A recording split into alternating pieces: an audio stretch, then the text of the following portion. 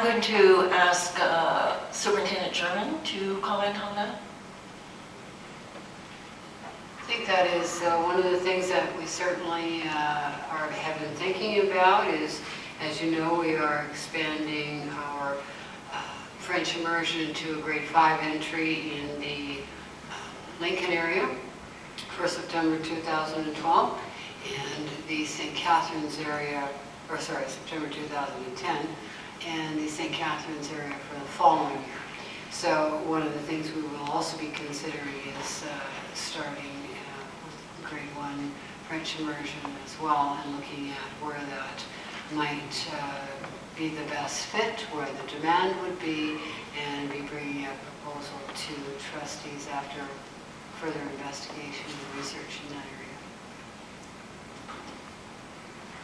Thank you. Trustee Tamnik. When making decisions or recommendations, I always personally feel a balanced approach that considers the merits and demerits of a particular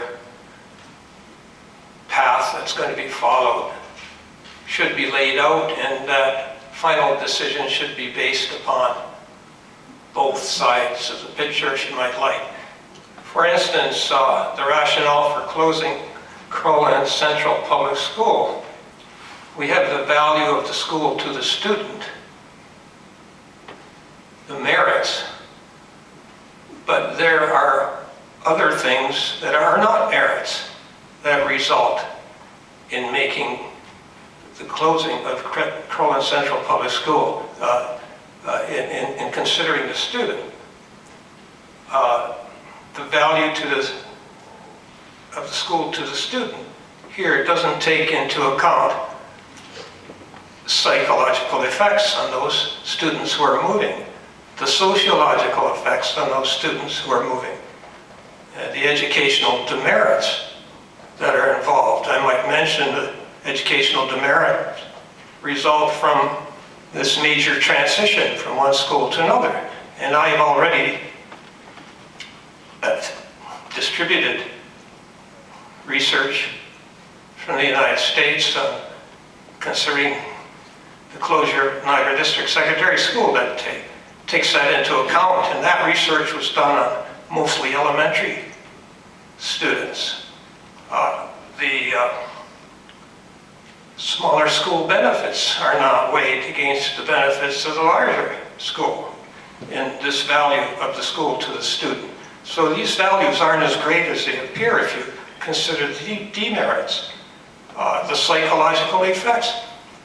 When you are taking a student from one school to another, then you have new social effects that occur. There's going to be rejection by those established social groups in the new school. I know that from my own personal experience with a daughter that transferred. And so I think that sort of thing, if we're going to be fair, should be part of the report.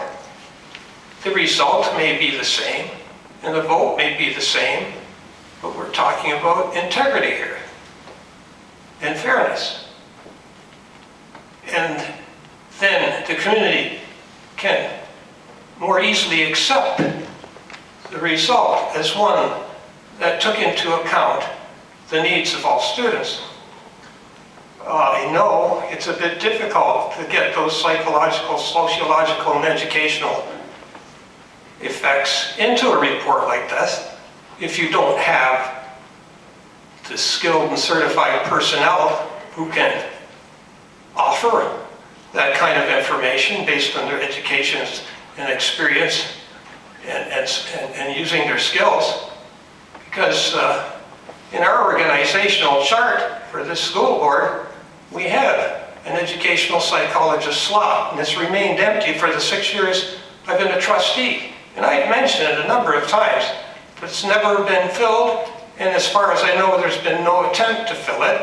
So how can those effects be reflected in a report like this, or even in any other actions of the of the board if we don't have that kind of input. So I'm just saying that during our debate, we should bring these things up and have some kind of input from a professional that can help guide us. Thank you. Thank you. Vice Chairman Campbell. Thank you. I'd just like to paint a little bit more of an optimistic picture. Students will be moving as a group with their other friends, and I like to think that it wouldn't be a terrible psychological effect if children switch schools for whatever reason, whether their family moves or their school closes or a new school's built or whatever reason. I would like not to panic about that and look on the bright side. Thank you. Thank you. Trustee Height. Thank you. Just, it's in both reports that we received tonight with regards to school size. And I know Linda referenced to Ken Leithwood's belief, and so it suggests that 350 to 400 should be the maximum size for this type of neighborhood. Can someone tell me what type of neighborhood is good for 600? Or what? How did they arrive at that? We had a lot of conversation because the first option that we had presented as a senior staff was an option that would have created a school of over 500.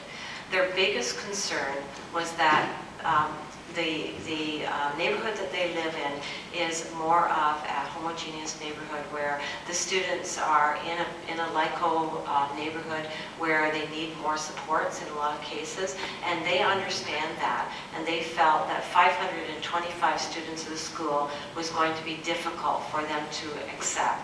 It was going to be difficult for the parents to have that many students in the school. They had a lot of conversations around the advantages and disadvantages of that size of a school. And so when we wanted to land on a number, they said that they felt that between 350 and 400 would, according to the research, be the best for the type of neighborhood that they were in. And in other neighborhoods, 600 might be fine, but they felt that in their neighborhood,